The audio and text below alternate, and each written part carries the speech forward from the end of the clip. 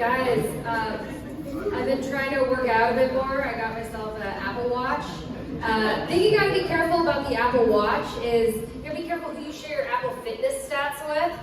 Because there is nothing worse than getting an alert that your mother burned 200 calories at 1 in the morning.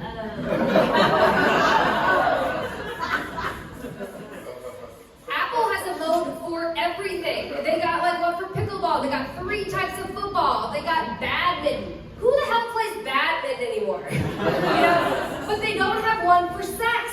I think they just need to step it up and make sex a mode. Make it a game. Make it a competition. How much more fun would it be having sex with your partner if it was competitive?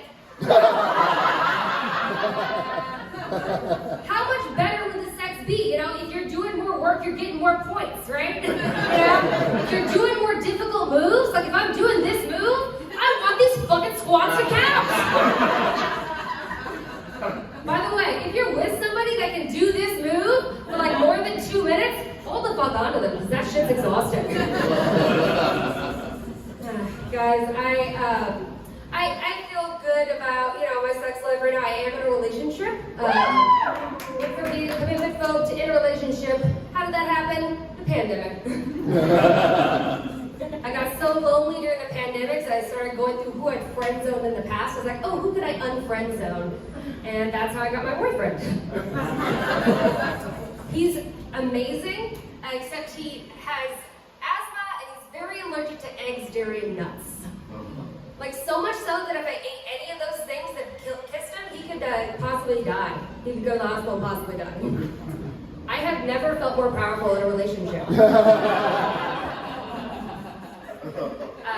It's just a different level of pressure for cooking because my cooking could literally kill him. So he does most of the cooking. It works out for me. We got a good sense of humor about it. A few weeks ago, he was having a bad week of asthma, but he still wanted to role play. So I was like, okay, I'll lean into this. I'll dress up like a nurse and give him a special treatment. He had to go to the hospital 2 days later.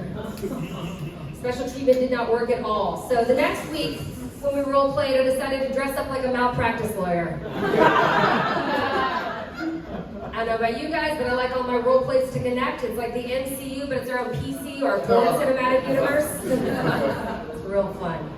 He is really amazing, though. He's actually helped me go through a really long process. I recently froze my eggs. Yeah, my boyfriend's allergic to eggs, and I froze mine. That is kind of an insane process. They tell you that you're not allowed to smoke weed, you're not allowed to drink, you're not allowed to have sex, they want you on a low carb, low sugar diet, they want you to not exercise for like 4 weeks. And I'm like, what are you supposed to do when you're upset? Is this when I finally get into sound baths? But it is true, they shoot you with a ton of hormones and you still have to sleep next to your partner, but you can't have sex. You're the horniest you've ever been in your life. And if you have sex, you could end up being like the Octomom. So that's the risk there. So it is insane, but your emotions are all over the place. I will say that at one point I did cry at the kitchen table for 30 minutes after watching a YouTube video talking about how bananas were going extinct. I was freezing my eggs because I have a disorder. I have narcolepsy, which is a sleeping disorder. A lot of people have a lot of weird questions about narcolepsy for me. One of the questions I get the most often is, oh, you got narcolepsy, does that mean you fall asleep during sex? Not any more than a regular girl.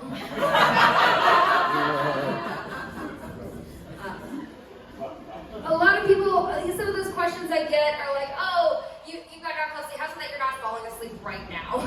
Well, I'll tell you a secret, it's because they prescribe me legal cocaine. Ritalin and cocaine are pretty much the same thing, just one of them's easier to get a hold of. And I'll let you figure out which one. I don't know how Pasadena is, but in LA it's a lot easier to get the stuff off the street.